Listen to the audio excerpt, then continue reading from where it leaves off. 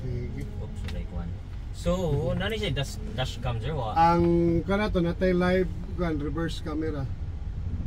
Kani siya. Okay, good.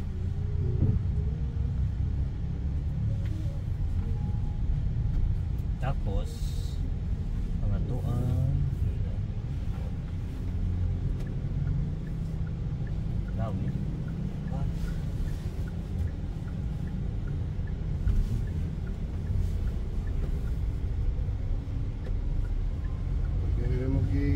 Bulhot kung kan na freeway. Yoy. Oh, para ma-feel ka di man kan. Kani siya sir. Bali duha ni siya ka kan dual injector ni siya. So kung i-freeze mo na niya kada dayon. Okay. Okay. Unlike sa single injector, i-freeze ni mo maputong pa siya gamay.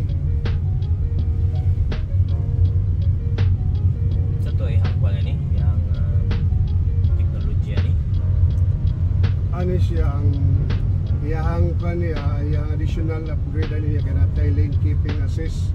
Oh, okay. So kung duka-duka ka Malinta, mubagting sa mubagting.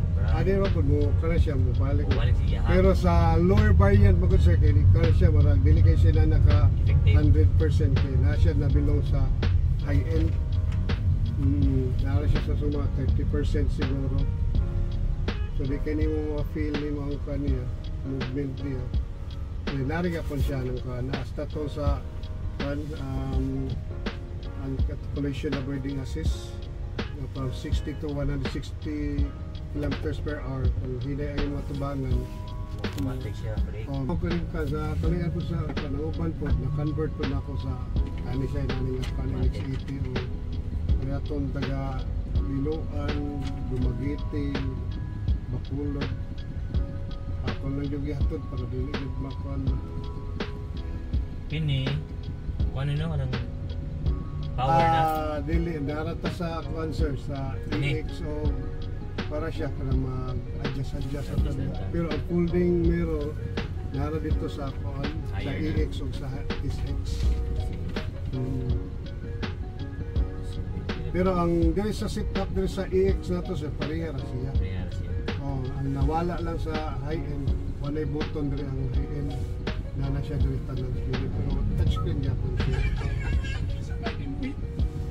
Ang dito sa kuan lahi po pakita niya tiga sa high end nato sa ang high end katutong na sunroof.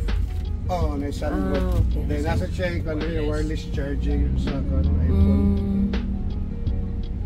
Dayon ang sa EX sa SX ang yahang ka dito DRL maniga siya, LED light siya. Kani siya kay kuan man siya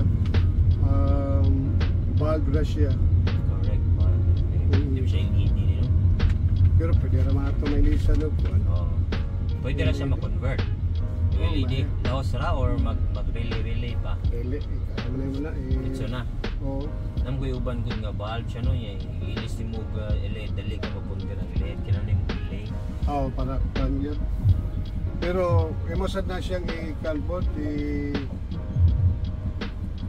adi na siya pwede kung mag-relay ka kaya mawala yung warranty. Oh, bitaw. 5 years warranty ra ba ni siya? Keep lang imong tail sa brake ya. Basta wala ka naka-park. Once na park, pwede naman siya uwian. Hindi mo siya mag-manual kung siya kapuyan. Kapag siya manual, magkapuyan siya. Tuluan mong gipilian doon ang ganing wigo. Hindi yung katong BYD. BYD. Itong hybrid pa. At sa BYD, mag-EV man sila no? Which is sa nani kato na mga technology. Oh, wala lang siya po yung isang lupuan. Wala pa siya. Wireless. Pero nana siya ikan DRL lights, ito sa likod. Yung kung taga-lupuan ng 30% makontrol niya. Wala may promo ron. Ang promo na to sa financing, mo na siya ko ang financing ang promo. Oh, sa mo ng kan. Ay, wait. Ang katong EX, kuan to siya ka ng